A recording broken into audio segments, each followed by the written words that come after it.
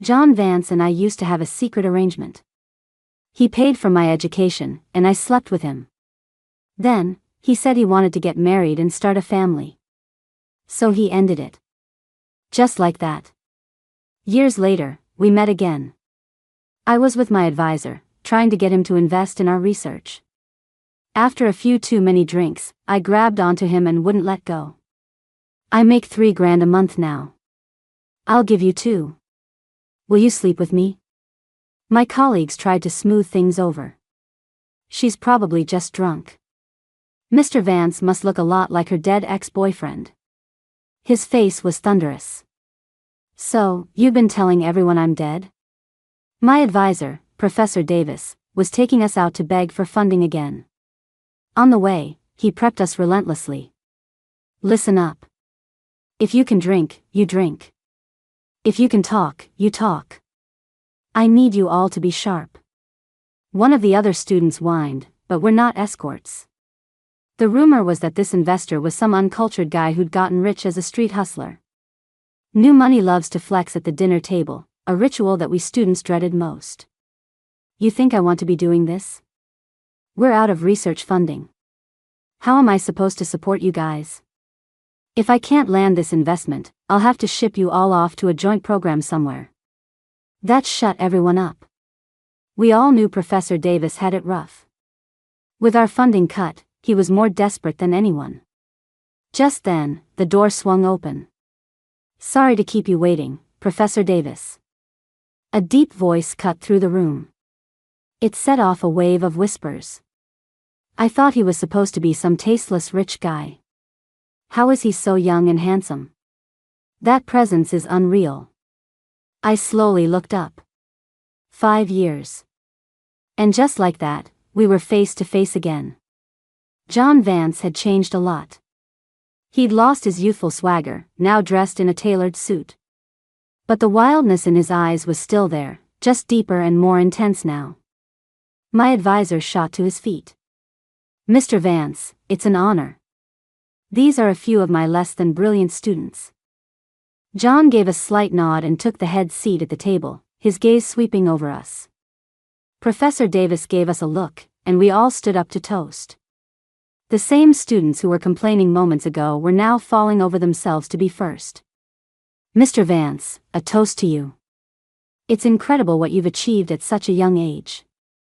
Mr. Vance, we look forward to working with you. I shrank into the corner, keeping my head as low as I could. Mr. Vance, this is my PhD student, Jane Miller. My advisor called me out. Don't just stand there. Come on, toast Mr. Vance. I stood up stiffly, raising my glass, unable to meet his eyes. Hello, Mr. Vance. He just sat there, not raising his own glass, just watching me. Professor Davis tried to smooth it over. This one's a quiet one. All she knows is how to bury her head in her studies. Not much of a talker. John's eyes landed on my face, tracing every inch of it. After a long moment, he finally spoke. A love for learning is a good thing. My advisor jumped on it. Exactly. Jane has been with me since her master's program. Her skills are top-notch. To be honest, Mr. Vance, our project has a fantastic outlook, it's just the funding. He shot me a pointed look. I took a deep breath and forced myself to meet his gaze. Mr. Vance, our project's data is solid, and the potential is enormous. If you're willing to invest. He let out a short, sharp laugh, cutting me off. Ms. Miller, I'm a businessman. I only care about transactions. Those words, transactions, stabbed me in the heart. Right. Transactions. In the past, he paid for my education, and I slept with him. Now, here I was, begging him for money again.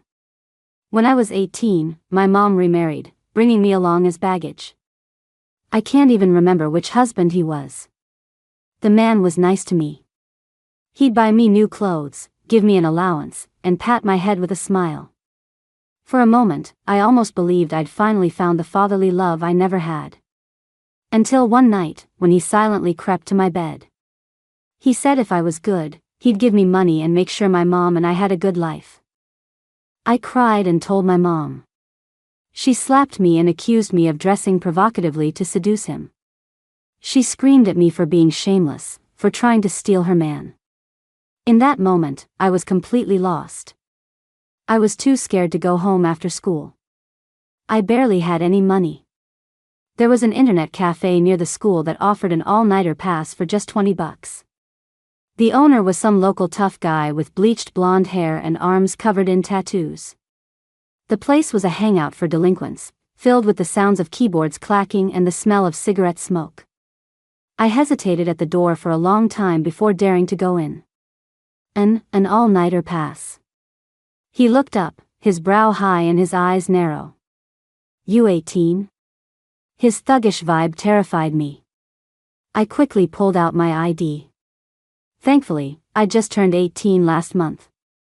There was a small private booth in the cafe with a computer and a tiny, narrow sofa. I dropped my backpack, read my books, and did my homework. When I was hungry, I'd nibble on half a bun left over from lunch. When I was tired, I'd curl up on that little sofa. It was hard, and it got cold at night. But it was the cheapest place I could find. At least no one would try to pull off my clothes in the middle of the night. For the next few days, I went there right after school. Finally, after I handed him my ID one more time, John Vance looked up, annoyed. You're a student. What are you doing wasting your days in an internet cafe instead of studying? You'll get catfished and scammed, and you'll have nowhere to go crying. I opened my mouth, then looked down and mumbled, it's none of your business. He swore, shit, and ignored me. Until one night, the guys in the next booth got drunk and kicked my door open. Well, hello there, little Miss Innocent. Must be cold sleeping alone. How about I keep you company? I shrank into the corner, trembling all over. John heard the commotion, stormed in, and threw the guy out the door. He kicked him viciously. You want to start trouble on my turf? You got a death wish? He didn't hold back. The guy's screams went on and on. When he came back, his anger hadn't faded. He glared at me. You're not even using the computer. What the hell are you doing here every day? I am. The computer's been off the whole time. What kind of internet are you surfing? He impatiently tried to kick me out. Go home. This is no place for a student. I didn't move. After a long pause, I said quietly, I don't have a home. He ran a hand through his hair in frustration, then grabbed my backpack. Follow me. Behind the internet cafe was a shabby old one-bedroom apartment. The place was a mess. Clothes were piled on the sofa, and a few beer cans sat on the coffee table. He pointed around. Here. $10 a day. You in or out? I had no other choice, and no energy to worry about whether it was safe. I'm in. He tossed me a key and left. John rarely came back. Sometimes he was at the internet cafe, other times out doing God knows what. I went straight there from school every day. At lunch, I'd buy an extra bun at the cafeteria to eat for dinner. On the 5th day of my stay, as I was chewing on a cold bun, he walked in. Move, he said with a frown. Clutching my bun, I obediently scooted over. He placed a bag of kebabs on the table and started eating by himself. The smell of grilled meat filled the air. I kept chewing my bun, secretly swallowing my drool. He glanced at me. Want some? I asked cautiously, does it cost money? He suddenly laughed. You clean up when we're done. To me, back then, those few skewers of meat were salvation. After that, he started coming back more often, always with food. Sometimes it was barbecue, sometimes fried noodles, sometimes a steaming bowl of wontons. It was so delicious that, years later, I can still remember the taste. He'd watch me wolf it down and laugh. Janie, you sure can eat, huh? The truth was, I was starving. I'd skip breakfast, eat the cheapest thing for lunch, and have a single cold bun for dinner. What he brought back was the only real meal I had all day. After eating, I'd study on the sofa. He'd play video games next to me, sometimes lighting a cigarette when he was bored. He often stayed up late. Occasionally, he'd glance at the time and bark at me, "Janie, get your ass to bed." I'd say, "Okay," and slowly get up. I couldn't help but add, "John, smoking is bad for your health." He was nonchalant. "Live or die, it's all up to fate." I added in a small voice, "The internet says smoking can make you infertile." He froze, then cursed, "Shit, why didn't you say so sooner?" I slept in the bedroom, and he usually just crashed on the sofa after his games. The sofa was small and he was tall, his legs couldn't even stretch out straight. But he could always fall asleep instantly, his sleep quality was amazing. I never thought I'd cross paths with someone like him. He was so intimidating, so brutal in a fight that even the school bullies were scared of his name. And here I was, the so-called good student, crammed into a tiny, run-down apartment with this gangster type, forming a strangely harmonious relationship. Eventually, I ran out of money completely. "John, the rent, can I pay you back after I graduate?" He raised an eyebrow. "Can you do laundry, cook, and clean? You can work off your debt." From then on, I took over all the housework. He even started paying me a salary. With that money, I could finally afford to eat properly at school. The days I lived there became the most stable time of my life. He had a lot of friends, both guys and girls. Someone saw the newly clean apartment and was shocked. "Damn, John, since when is your place so clean?" When they saw me, they started teasing him even more. "Holy shit. Hiding a girl in your bachelor pad? If Crystal finds out, she's gonna lose it." I'd seen that girl, Crystal. She was tall, stunning, with a fiery personality. So that was his type. One day, she cornered me, her tone hostile. "What's your relationship with John?"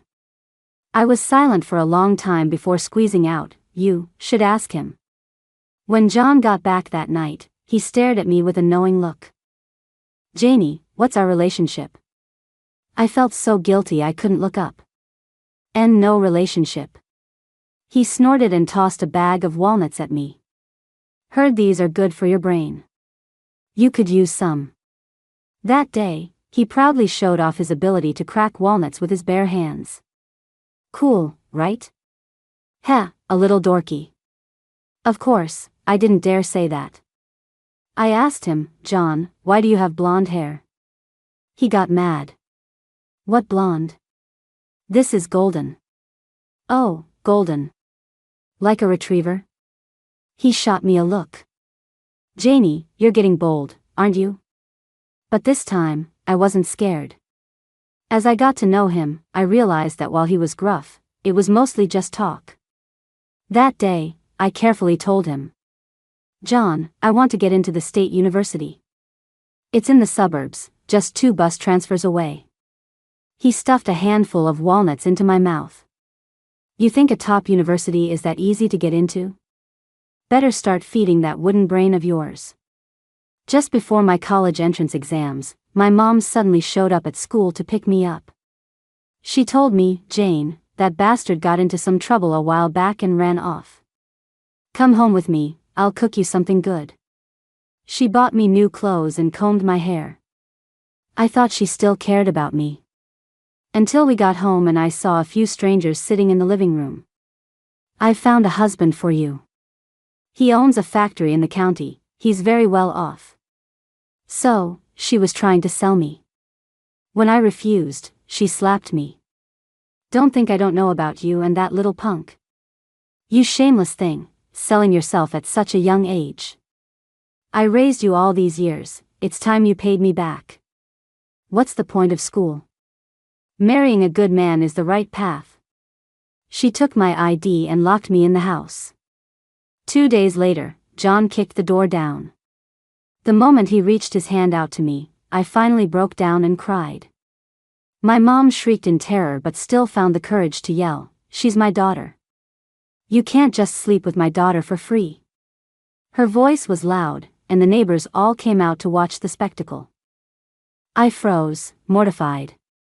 John just asked her in a cold voice. "How much do you want?" My mom said, 100,000. He turned and left, returning shortly with a bag full of cash. "From this day on, Jane Miller has nothing to do with you." He grabbed my wrist tightly and led me out of that alley. I followed behind him, wiping away tears. He turned and glared at me fiercely. "Stop crying. It's annoying as hell." During the 2 days of my exams, he cleared his schedule and waited for me outside the testing center. The night after my last exam, after we finished dinner, I gathered all my courage and hugged him from behind. "John, you can sleep in the bed tonight." His body stiffened. "What do you mean?" "I can't pay you back." In truth, with every day the exams got closer, my anxiety grew. Once they were over, I'd have no excuse to stay. But I stubbornly wanted to create a deeper bond with him. He had bought my freedom from my family for $100,000. But it also made our relationship even more unequal. All these years later, our positions still haven't changed. Back then, I needed money for school. Now, I need money for research. He sat in the head seat, watching impassively as I toasted him glass after glass. But he wouldn't budge. "I still need to evaluate this project further." What a textbook capitalist. I cursed him under my breath. By the end, the alcohol went to my head and my mind went blank. I looked at a face that looked so much like John's and threw my arms around him. You look so much like him. I make $3,000 a month now. I'll give you 2. Will you sleep with me?" The room fell silent.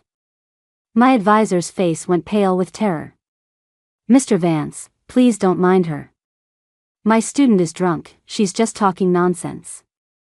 John toyed with his wine glass, watching me with amusement.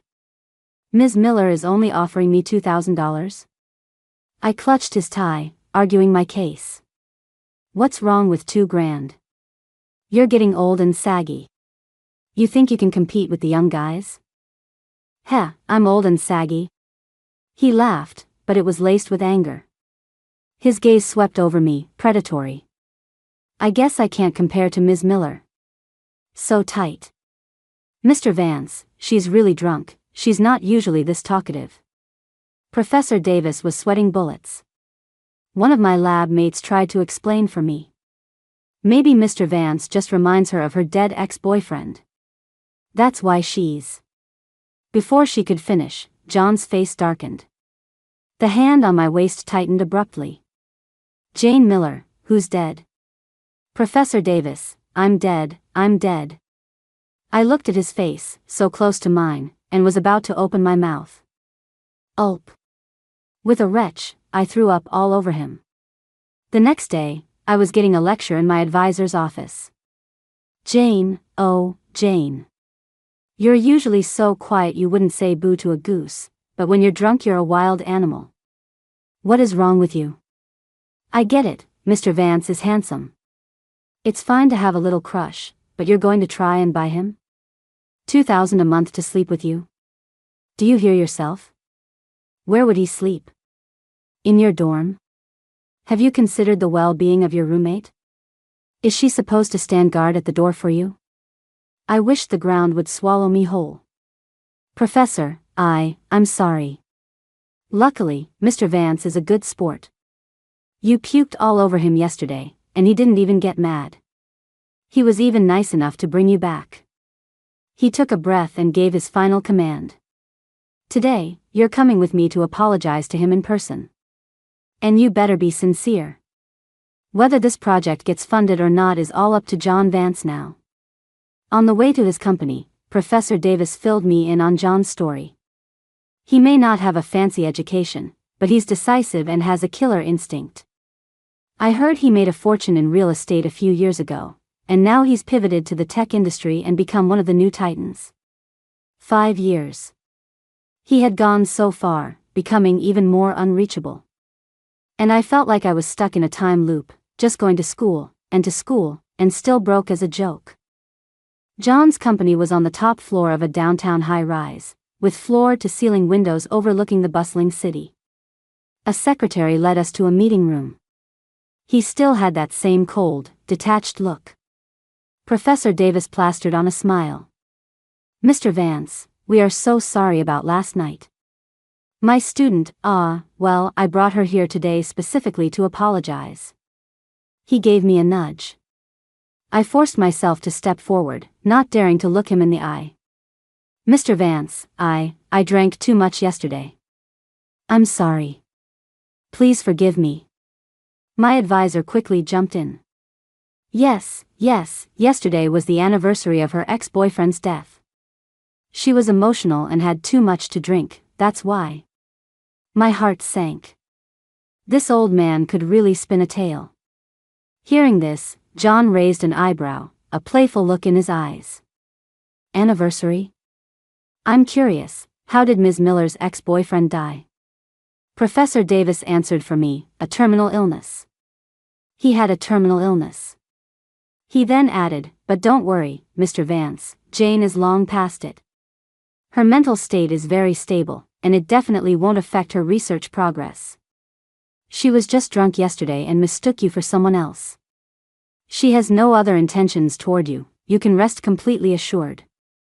To make it more believable, he added another line. "She has a boyfriend now, too." John's eyes darkened. "Is that so?" Yes, an underclassman from the same university. He chased her for a long time, everyone in the lab knows about it. They're great together, thick as thieves. You can be sure she has absolutely no ulterior motives regarding you." Professor Davis shot me a look that said, "Aren't I brilliant?" John was silent for a moment before speaking coolly. "That's good to hear." My advisor pressed his advantage. "Mr. Vance, about our project." He paused, seeming to weigh his options. "I'm still very interested in the project. However, my company needs to understand some of the details more deeply. Would it be possible to borrow Ms. Miller for a few days? To assist us with some evaluation work?" Hearing this, my advisor's eyes lit up. "No problem, use her as you wish. Jane is the most outstanding student I've ever had." Did Professor Davis just sell me out? After we left John's office. "Professor, can I not go?" He started giving me a lecture on the greater good. "Jane, the fate of our entire lab rests on this. Everyone's stipends and graduations are on the line. Just make a small sacrifice, okay?" But how could I explain that John and I had a sordid past? Seeing my hesitation, he lowered his voice. "I still have a first author paper I can give you." "Professor, I'll go." Those words were enough to make me walk through fire. I steeled myself and reported for duty at John's company. "Ms. Miller, hello. Mr. Vance is still in a meeting. Please have a seat." While I waited, the friendly receptionist started chatting with me. I couldn't resist my curiosity and whispered, "Hey, how old is the boss's kid?" The young woman looked stunned. "Kid?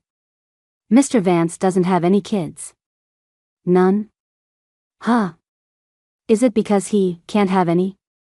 He was the one who said he wanted to get married and have kids." The receptionist looked incredulous.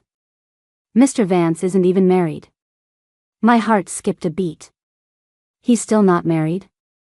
A wave of emotion, somewhere between relief and sorrow, washed over me. After a few seconds, I muttered to myself, "So he's just an old bachelor nobody wants." As soon as the words left my mouth. "Jane Miller." A clearly displeased voice came from behind me. I jumped. I'm so dead. Of all the things to say, why did he have to overhear that? I followed John Vance to his office. My mind was still ringing with the words "isn't even married." During my junior year, he had calmly informed me, "I want to get married and have kids, so let's end this." I cried and begged him, "Just wait one more year for me. We can get married after I graduate." But he just said, "Janie, don't be so cheap." Right. I was always the cheap one, throwing myself at him. It started when I was 18, the day I took the initiative to hug him. Back then, he pushed me away. "Janie, you don't have to pay me back like this. Don't get mixed up with someone like me. There's no future in it." I cried pathetically. "John, you're a good person." He looked like he found that hilarious. "Heh, are you an idiot? I've got no money, no education, and I'm years older than you. You're gonna throw yourself at me for $100,000? Do you have any idea what it costs to keep a college student these days?" I didn't know, and I didn't want to know. I just held on to him stubbornly. "John, I like you." He was silent. I stood on my tiptoes, clumsily trying to kiss him. But he was too tall. No matter how hard I tried, I could only reach his chin. He stared down at me and suddenly smiled. Then he leaned down and kissed me hard. "If I don't lean down, you think you can reach?" That day, in that small apartment, we were tangled together from afternoon until sunset. His sweat dripped onto my neck. I was adrift on an endless wave, nervous and clumsy, but a secret flower was blooming in my heart. That summer, I spent almost every day in that little apartment. My mom took the money and disappeared. John sold the internet cafe. When I asked why, he just said, "Don't worry about it. I'm going to make some real money." He became incredibly busy, often not coming back until almost dawn, sometimes with new injuries. As I tended to his wounds, my heart ached and tears fell. "John, why are you always getting hurt? Can you please quit that job?" He never said what he did, but I had a vague idea he was working as security at a nightclub, a dangerous and chaotic place. He just shrugged it off. "You call this an injury?" When he saw I was still crying, he would shut me up with a kiss. That summer, we were endlessly entangled in that small bed, as if trying to exhaust all our energy. Before school started, he took me to the mall and, with a wave of his hand, bought me a new phone, a laptop, and a pile of new clothes. We also went to the beach together. The salty sea breeze, the circling gulls, the endless blue.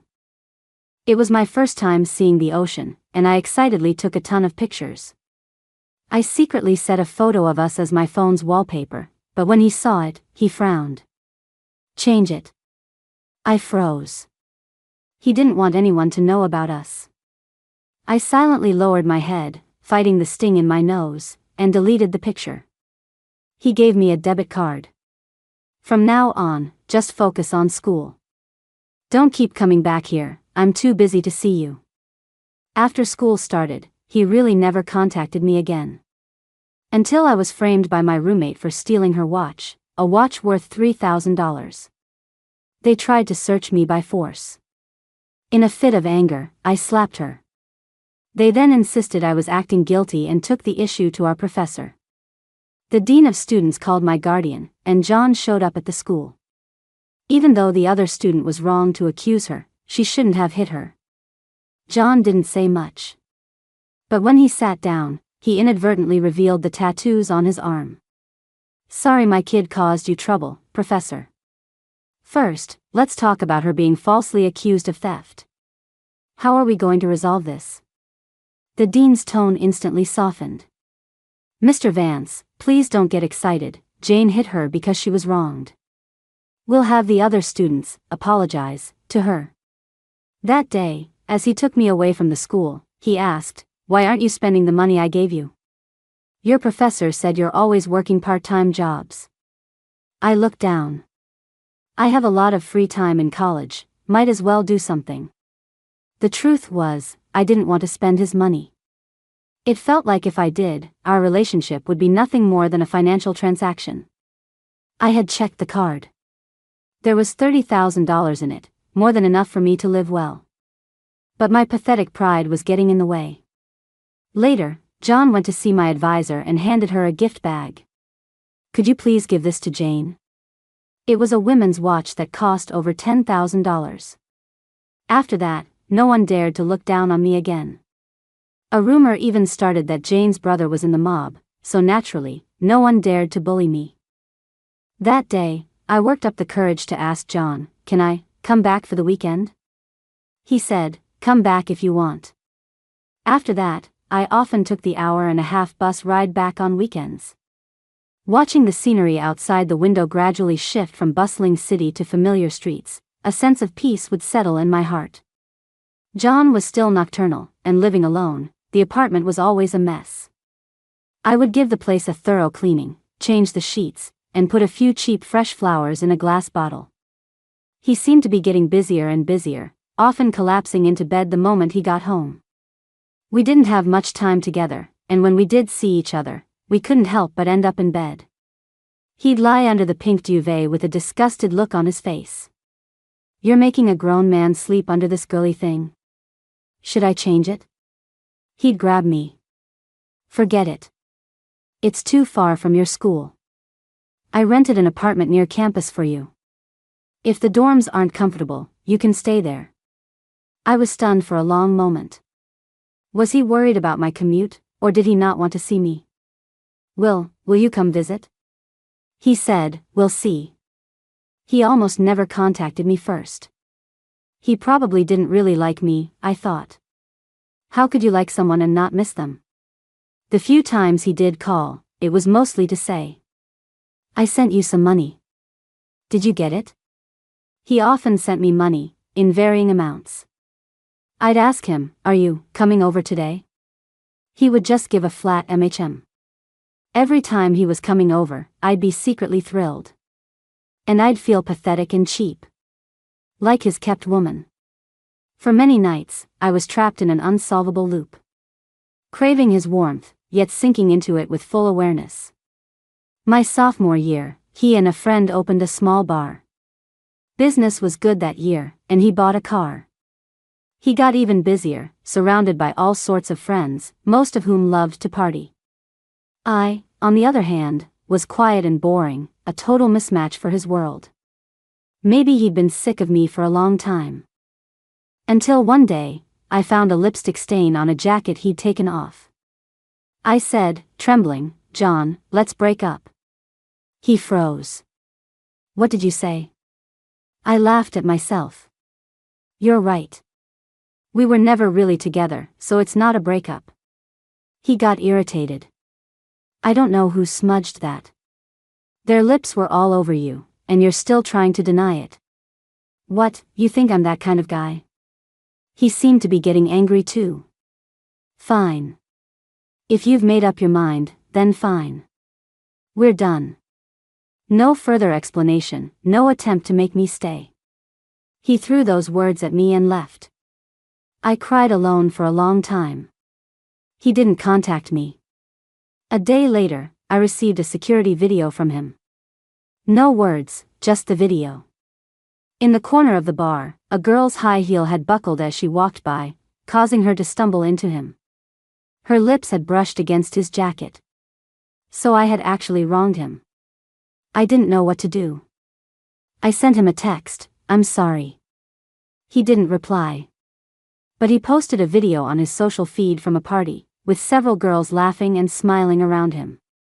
I was furious and anxious. I rushed over immediately. When I pushed open the door to the private room, his eyes landed on me, and he instantly flared up. Who let you come out dressed like that?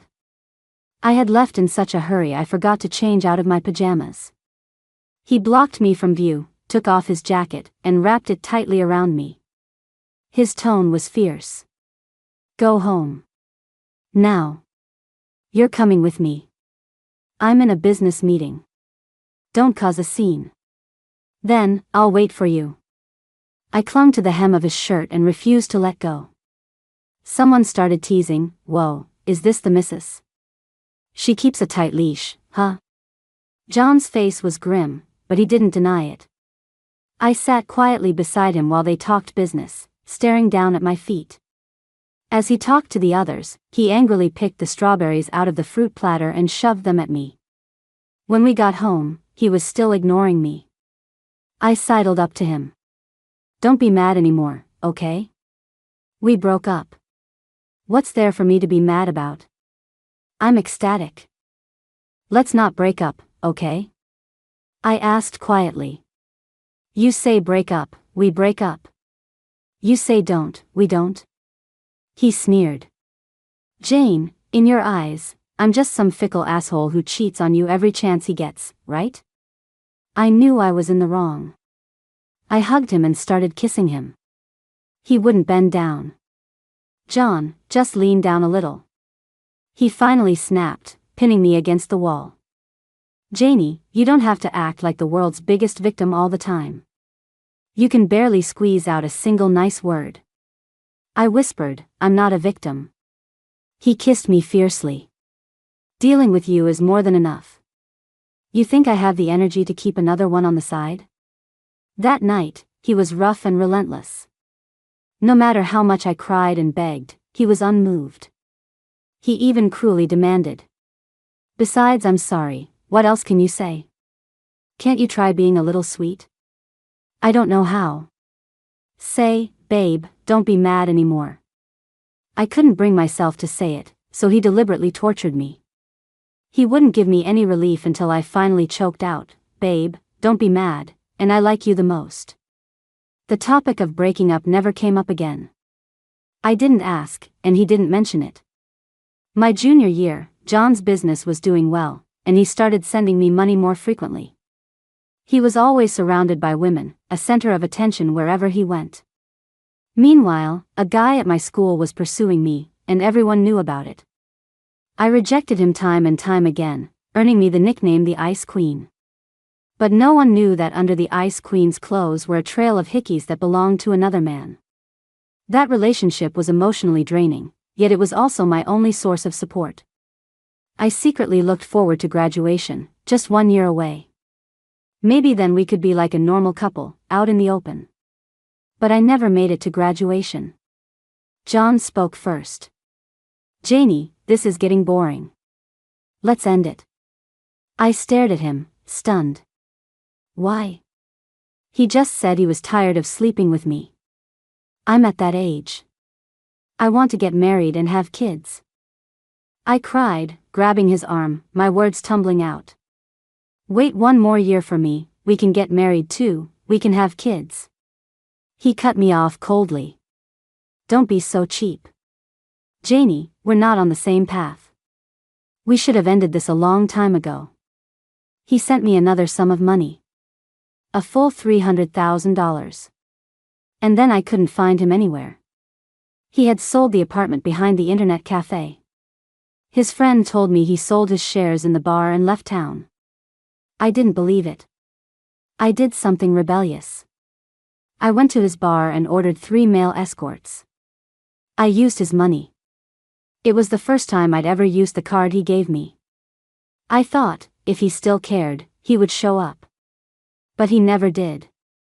Janie, stop waiting. He's dead set on breaking up, his friend advised me. He found someone else, didn't he? I honestly don't know about that. Have you known him a long time? Yeah, since we were 15 or 16. He was our leader back then. When someone bullied me, he stood up for me. John's parents divorced and remarried a long time ago. He was raised by his grandma. After she passed, he was on his own, fending for himself on the streets, taking beatings and getting bullied, always handling it alone. You two are from different worlds. It would never have worked out.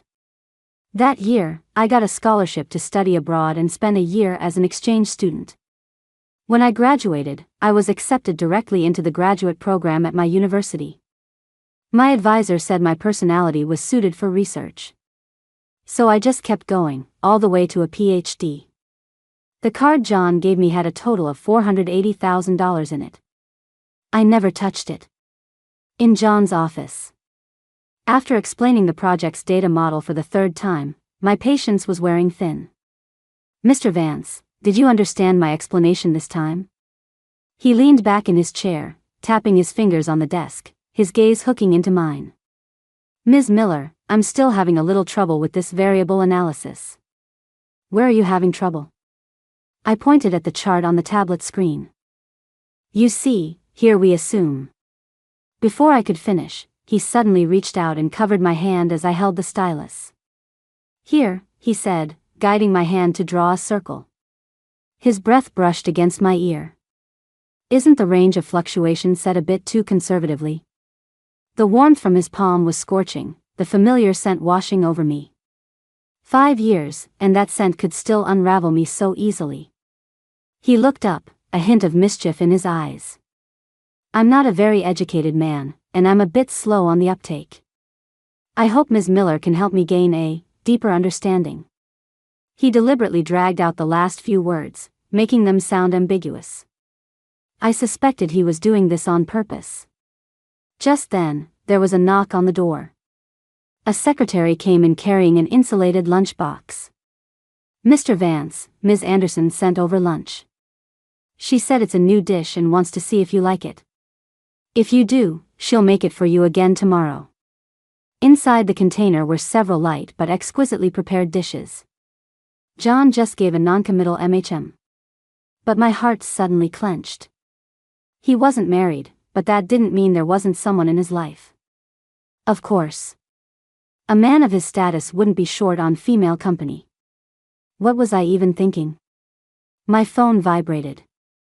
It was a call from Ian, the underclassman my advisor had mentioned was pursuing me.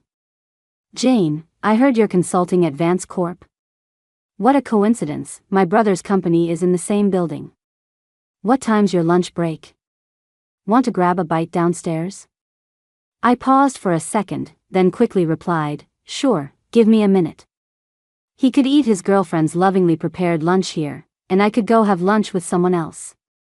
Mr. Vance, I won't disturb your meal, then.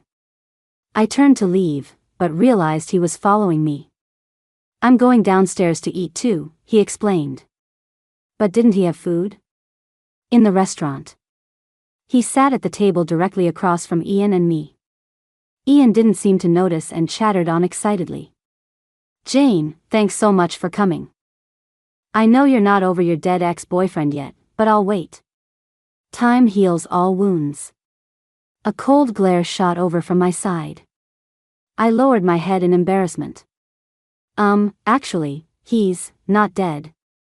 Ian froze, then blurted out, so when is he going to die? A cold laugh came from the side. He probably wasn't going to die anytime soon. As soon as I got back to the office, John cornered me behind the door. His tall frame loomed over me. Well done, Jane Miller.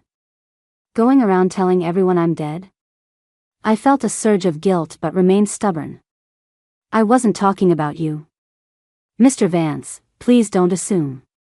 Very good. He gritted his teeth and asked, you like that little pretty boy? Yes. He's too young. Unreliable. I like them young. Younger guys have energy. Old men are insecure and have weak kidneys. I kept up my tough act, secretly competing with him. My kidneys are weak? I'm old and saggy and only worth $2,000 a month, is that it? He was grinding his teeth in frustration. Look at you, Jane Miller. Got a big mouth now, don't you? Used to be you couldn't string 2 words together. That's right. I've grown a backbone. I stuck my chin out and met his gaze. Don't worry, Mr. Vance. I won't be pathetic and cling to you like I used to. You have someone bringing you love-filled lunches, and I don't have a shortage of admirers either. Thinking about how cautious I used to be, I realized I could live without him. And seeing him angry was surprisingly satisfying. What love-filled lunch? Jane Miller, your talent for spreading rumors has only gotten stronger over the years. That was my goddamn special diet meal. What special diet meal? A sense of unease flickered through me. You're sick. What's wrong with you? He turned away. None of your business. If I die, it has nothing to do with you. What is wrong with you? He threw out a stiff reply. Just what your advisor said. A terminal illness. My heart clenched again. He couldn't really have a serious illness, could he? But he was ignoring me now. I quietly found his secretary to get the real story. Is Mr. Vance sick? The secretary said, Mr. Vance's stomach problems have gotten worse this year. The doctor put him on a strict, bland diet to help it heal. Most restaurant food is too oily and salty. Ms. Anderson was my college roommate. She runs a professional nutrition service and delivers his meals every day at noon. So that was it. I had misunderstood him again. Oh, Jane. Why did you have to be so stubborn just now? I hung my head in defeat. I brought the insulated lunchbox to his office, my voice a few notches softer. You didn't eat anything at lunch. The food is still warm. Not hungry. He didn't even look at it, his tone cold as ice. Don't be mad. He ignored me, picking up a file. I bit my lip and quietly backed out of the room. As I was about to slip out at the end of the workday, he called out to me. I'll give you a ride. He picked up his car keys, his expression seeming to have softened a bit. He drove in silence the whole way. When we reached the campus gate, I remembered something. I took the card I had saved for years out of my bag and handed it to him. John, this is the money you gave me back then, plus the $100,000 from my mom. It's $580,000 in total. I had wanted to return this money to him for a long time. My needs were simple. I had scholarships and aid during school, and I worked part-time jobs in my free time. I had finally saved up enough to pay him back. He glanced at the card, and his face instantly darkened. What's this? I don't want to owe you anything, I said. He stared at me, then suddenly let out a cold laugh. Jane Miller, does my money make you that uncomfortable? I was silent, not knowing how to answer. What was I even doing? Being a hypocrite, I guess. At least if I gave him the money, I would feel better about myself. Yes. My mouth opened, my throat tight. This card is a constant reminder that this is the money I earned by selling my body all those years. Selling your body? He repeated the words coldly. Jane Miller, were those 3 years with me so humiliating for you? I lowered my head and sniffled. It wasn't humiliation. It was the pain of unrequited love, the injustice of an unequal relationship. He would never understand. Take this money, and we're even, I said, turning my head away from him. At least if I paid him back, we would be equals. Even? Who said we're even? He laughed, his voice laced with fury. He challenged me, you sold your body? Then what does that make me? You're John. Without me, you wouldn't have been able to take your exams, wouldn't have been able to go to school in peace. I worked my ass off every day to make money, and I still had to take care of you. Hell, you could say I was the one selling my body. So shouldn't you be paying me for my services? After all, I always made sure you were very, very satisfied. His words were crude, and I was instantly furious and ashamed. You're shameless. I had discovered you just can't reason with a rogue. I pushed the door to get out of the car. He suddenly grabbed my wrist. He pushed me down against the seat and kissed me. I didn't react at first. My mind went completely blank. The familiar heat of his body and his scent washed over me. He was angry, and his kiss was domineering and forceful. I was almost out of breath. Just then, a frantic shout came from outside the car. Stop that. Oh my God, why was my advisor banging on the window outside? He looked like he was about to commit murder. In the chaos, I bit John hard. We separated and awkwardly got out of the car. Professor Davis threw me behind him and rolled up his sleeves, ready to swing at John. John Vance, how dare you take advantage of my student? He didn't forget to lecture me. Jane, don't be afraid. We may be short on cash, but we don't have to sell ourselves for it. Academics have integrity. We will not bow to capitalism. If he dares to lay a hand on my student, I'll kill him. He started swinging a fist at John. John was panicking too. Professor Davis, please, calm down. I quickly grabbed him, shouting, John is my ex-boyfriend. The professor's hand froze mid-air. He took a few seconds to process it. Well, why didn't you say so earlier? Then, his face changed in an instant. A misunderstanding, a total misunderstanding. I was just saying, you two are so, you look great together. A perfect match. John was very gracious. Thank you for taking care of Jane all these years, Professor Davis. Not at all, not at all. A teacher is like a father. It's my duty to look after my students. But now that she has someone to protect her, I can rest easy. Professor Davis couldn't stop smiling. His tone shifted. So, speaking of which, about our research project. John nodded. Of course we'll invest. Is $5 million enough? Professor Davis grabbed John's hand excitedly. Oh. My dear son-in-law, my dear Mr. Vance. So generous. By the way, when are you two getting married? You're not getting any younger, you know? I just stood there, completely dumbfounded. I inexplicably became the hero of the lab. Everyone was talking about how my rekindled romance with my ex-boyfriend had saved our precarious project. Especially since John started showing up at the university all the time. The rumors even escalated to us getting married. Seriously, who was spreading this stuff? I found John to clear things up. You don't have to pay any attention to the rumors.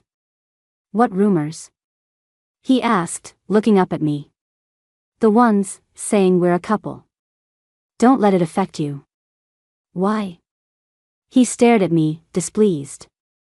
So you want me to be your secret lover? That's not what I meant. Jane Miller, I've already sunk $5 million into your lab. You haven't broken up with that little pretty boy yet, have you? What was he even talking about? I felt like some princess being sent off in a political marriage. Call him right now and break up with him. I'm not calling. Fine. Then I'm pulling the funding. You're despicable. Are you going to call him or not? We weren't together. I admitted defeat, my voice small. What? I said we weren't together. He was relentless and needed a reason, so I said I couldn't get over my dead ex-boyfriend. He froze for a second, then a low chuckle escaped him. Then, he reached out, pulled me into his arms, and leaned down to kiss me. No, someone will see. I pushed against him. So? Our noses touched, our breaths mingling. Am I someone to be ashamed of? I suddenly remembered the past, and that old familiar ache of being wronged surfaced. You used to, never even park at the school gate. He tightened his arms around me, his voice dropping low. I just didn't want your classmates to see you had a poor, uneducated boyfriend. But I didn't care. I cared, he said, looking at me seriously. Janie, gossip can hurt. And I didn't want you to be looked down on because of me. But you never said you liked me. Years of pent-up sorrow welled up in my eyes. I don't like you, so I slept with you. I don't like you, so I gave you money. I don't like you, so I've been thinking about you all these years. What, am I a masochist? He seemed exasperated by my denseness. Then why did you break up with me? That year, someone more suitable for you appeared. And didn't you get that scholarship to study abroad? He sighed in frustration. Why would I hold you back? I'm older than you, with no education and no connections. What kind of life could you have with me? It was just a youthful impulse. In a few years, once you'd seen more of the world, you would have met someone better, someone more your equal. I was afraid you'd regret it. So that's what he was thinking. Hearing the worries he had never voiced, the years of resentment and confusion in my heart instantly dissolved. The tears fell even harder. I wouldn't have regretted it. I leaned against his chest, repeating the words over and over. No one could compare to him. From the moment he pulled me out of the mud when I was 18, he had already won everything. There would never be another John Vance in this world. All right, what else are you unhappy about? He cupped my face, looking resigned. You wouldn't let me post on my feed, or set you as my wallpaper, I mumbled. I just wanted to be like a normal couple, to be acknowledged openly, to have that sense of security. He took out his phone and, in one go, changed his lock screen, wallpaper, messenger avatar, and social media profile picture to photos of us. Satisfied? He asked, raising an eyebrow. Emicham. I replied quietly, a sweet feeling blooming in my chest. Any other demands? Can't think of any right now. Fine. We'll save them for later. I suddenly felt so pathetic. He could always win me over with just a few words. Because I liked him, he had me completely wrapped around his finger. He took me back to the little apartment we used to share. I bought it back as soon as I made my first real money, he said. It's just like it was before. I looked around, then couldn't resist a playful jab. Except the owner's gotten old. The John of that year was 21, a cocky, handsome kid who feared nothing. Today's John was 29. The youthful arrogance was gone, replaced by the steady, quiet confidence of a mature man. I'm old. His eyes darkened. He swept me up into his arms and carried me toward the bedroom. Jane Miller, it's time to settle our accounts. I was tossed onto the bed, and his body immediately followed. Who's old and saggy? Whose kidneys are weak? Tell me. How did he still remember that? He nibbled on my earlobe, whispering insistently, do you like the older brother or the younger brother? I like the older brothers, little brother. He had me melting into a puddle. All I could do was beg for mercy, but he only intensified his efforts. Am I old? Am I weak? He was like a madman, trying to prove something. I felt like my body was about to fall apart. In a haze, I heard a loud creak. The bed had collapsed. John propped himself up, looked at the battle-worn little bed, and sighed. We need to get a bigger bed. This one's a bit restrictive. I covered my face. Later, when we were out shopping for a bed, we ran into the friend he'd opened the bar with. He was holding the hand of a small toddler who was just learning to walk, cute as a button. I couldn't help but crouch down to play with the child. If you like them so much, have one of your own. His friend laughed. John hasn't had it easy all these years. It's good you two finally made it work. He looked at me, a little embarrassed. Janie, back then, it wasn't that I was trying to hide where John went. It's okay. I shook my head. It was all in the past. But seriously, I've never met a guy more lovesick than him, the friend remarked. I was curious. Really? I always thought he didn't really like me that much. His friend laughed. He didn't like you? He sold his internet cafe to rescue you from that hellhole, remember? I froze. What did you say? He sold the internet cafe, for me? Yeah. Someone was offering a high price for it, but he kept refusing, saying it was his foundation. Then your mom tried to force you into that marriage, asking for $100,000, right? He didn't hesitate. Turned right around and signed the contract with that guy. And when you were in college, he heard you were framed for stealing. So you wouldn't be looked down on, he bought you that $12,000 watch. He didn't have that kind of money back then. He had $5,000 in his pocket. For the rest, he had no choice. He sold his body to a medical trial, made $8,000, and put it all together. And the year you two broke up, that $300,000? That was his money from selling the bar. He gave it all to you. Guys have their pride. He'd probably never tell you this stuff. You students haven't been out in the real world, you don't know how hard it is to make a living. Every penny he earned was tough. He worked as a bouncer, hauled cement on construction sites, he did it all.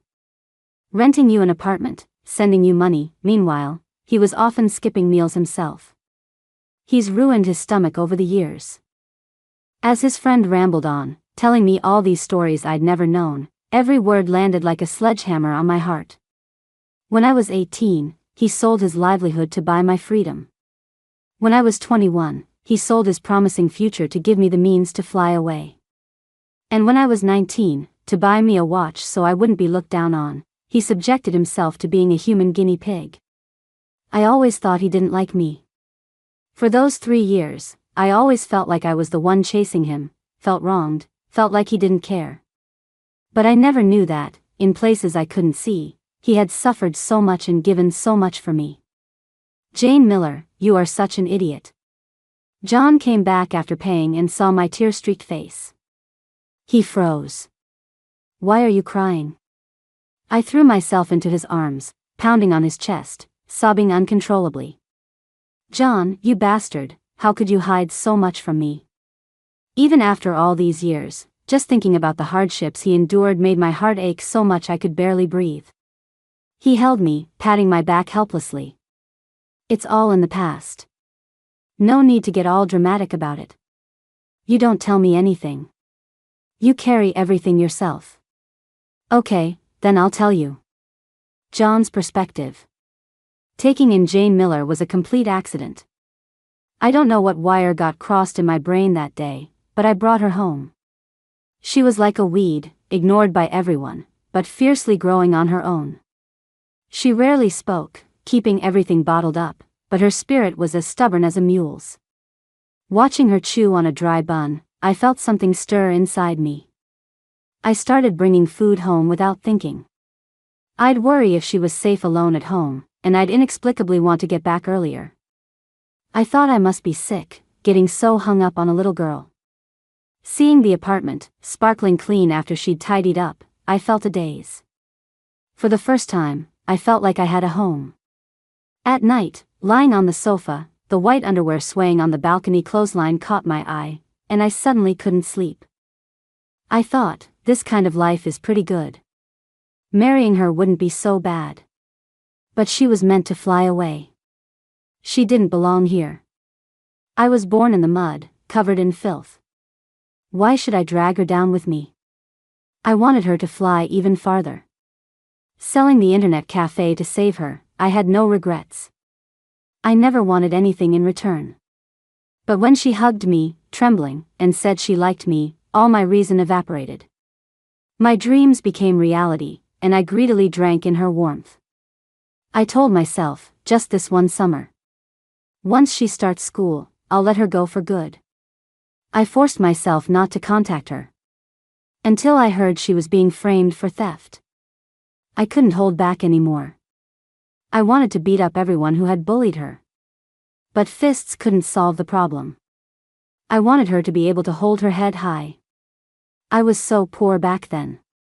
To get the money, I joined a medical trial.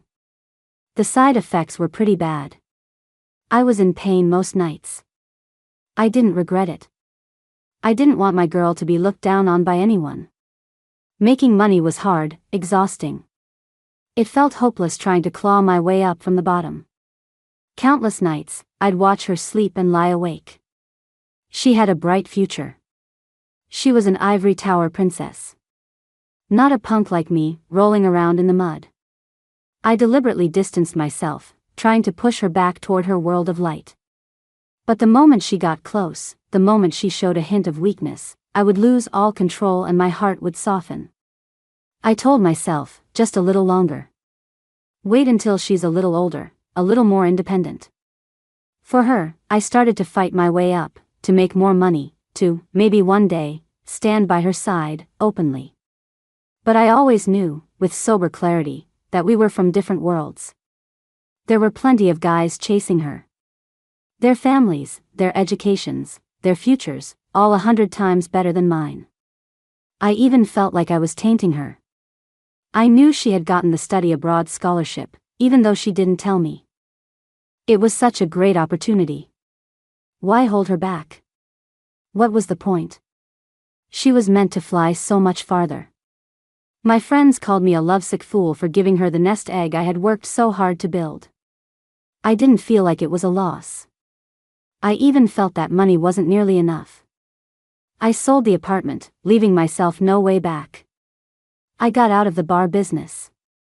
The nightclub scene was a mess. I didn't like it, and it didn't make her feel safe. Without Jane Miller, I might still be drifting aimlessly, just getting by. Now, I wanted to make something of myself. Those years were exhausting. Sometimes I'd fall asleep right on a construction site. When I missed her so much it hurt, I'd look up at the moon. Maybe she was looking at it too. All these years, I've been quietly watching her. She's ambitious, she's brilliant. I pushed myself to never stop. I even picked up books on management, on finance, to improve my education. When we met again, she was already a PhD. Oh well, that was one thing I could never achieve. It's fine. She can focus on her research, and I'll focus on making money to support her dreams. This time, I will never let her go. She resents me. John, you never told me you liked me. How could I not like her? I was the one who was always wrapped around her finger. If I don't lean down, how can you reach me to kiss me? Janie, I love you.